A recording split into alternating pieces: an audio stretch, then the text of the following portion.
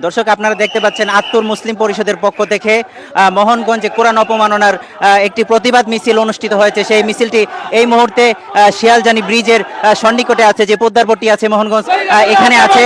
আমরা দেখতে পাচ্ছিলাম আসছেন আত্তুর পরিষদের সম্মানিত সুরা সদস্য হযরত মাওলানা মুফতি হুযায়ফা। মুহতারাম হাজিরিন, আল্লাহর নবী সাল্লাল্লাহু আলাইহি ওয়াসাল্লাম বলেছেন, লা ইউমিনু আহাদুকুম হাত্তা আকুনা আহাব্বা ইলাইহি মিন ওয়ালিদিহি ওয়া ওয়ালাদিহি ওয়ান নাসি আজমাইন আও কামা ক্বালা আলাইহিস সালাতু ওয়াস সালাম। মুহতারাম হাজিরিন, আমরা ততক্ষণ পর্যন্ত মুসলমান হতে পারবো না যতক্ষণ পর্যন্ত না আল্লাহর রাসূল আমাদের কাছে আমাদের বাবা মা, আমাদের পিতা মাতা, আমাদের আত্মীয় স্বজন এবং সমস্ত মানুষের চাইতে সবচেয়ে বেশি ভালোবাসার পাত্র না হয়। মুহতারাম হাজিরিন, সে আল্লাহ রাব্বুল ইজ্জতের কুরআনের অবমাননায় কোন মুসলমান ঘরে বসে থাকতে পারে না। এটা আমাদের ইমানি দায়িত্ব।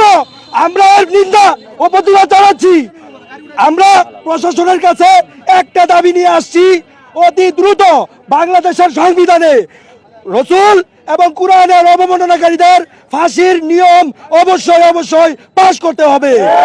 দ্বিতীয়ত, যেভাবে সর্বসম্মুখে তারা রাসূলের এবং কুরআনের অবমাননা করে, ঠিক সর্বমুখে সবার সামনে তাদেরকে দৃষ্টান্তিমূলক ফাঁসি দিতে হবে, তাদেরকে হত্যা করতে হবে। এছাড়া তার আর কোনো উপায় নাই।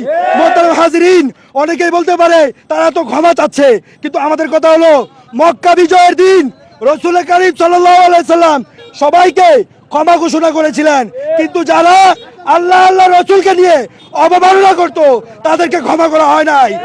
আত্মাকে তারা কাবা ঘরের গেলাস ধরে আশ্রয় প্রার্থনা করেছে, কিন্তু তাদেরকেও ছাড়া হয় না। সুতরাং তারা যতই ক্ষমা চাক, যতই কাকুতি মিনতি করুক, তাদের হত্যা ছাড়া, তাদের ফাঁসি ছাড়া আর কোনো শাস্তি হতে পারে না। ঠিক কিনা বলেন? নর্থ সাউথ ইউনিভার্সিটির ভিতরে এক কুলাঙ্গার কোরআনুল কারীমকে ফেলে দিয়ে পা দিয়ে লাথি দিয়ে যেই দৃশ্যটা দেখিয়েছে, তা গোটা মুসলিম জাতির হৃদয়ে খরণ হয়েছে। আমরা এই 54 বছরের বাংলাদেশের স্বাধীনতার ইতিহাসে আজ পর্যন্ত আমরা দেখি নাই এই দেশের সংসদের মধ্যে এমন কোন আইন পাশ করতে, যে আইনের দ্বারাই যে একজন ধর্ম বিদ্বেষী, কোরআন বিদ্বেষী, রাসূল বিদ্বেষী, আল্লাহ বিদ্বেষীর শাস্তি হয়েছে। আমরা গোটা কয়েকবারই দেখেছি যে জেলখানার ভিতরে ঢুকায়, কয়েকদিন পরে জামাই আদর করে ছেড়ে দেয়। আমরা চাই এই অন্তর্বর্তীকালীন সরকারের কাছে আমাদের সুস্পষ্ট বার্তা, যে তারা অচিরেই দ্রুত আইন পাশ করে এই শাস্তি বাস্তবায়ন করে জাতিকে এবং মুসলিম জাতির অন্তরকে শীতল করবে। আলহামদুলিল্লাহ, আজকের এই বিক্ষোভ মিছিল আমরা শেষ পর্যায়ে চলে আসছি।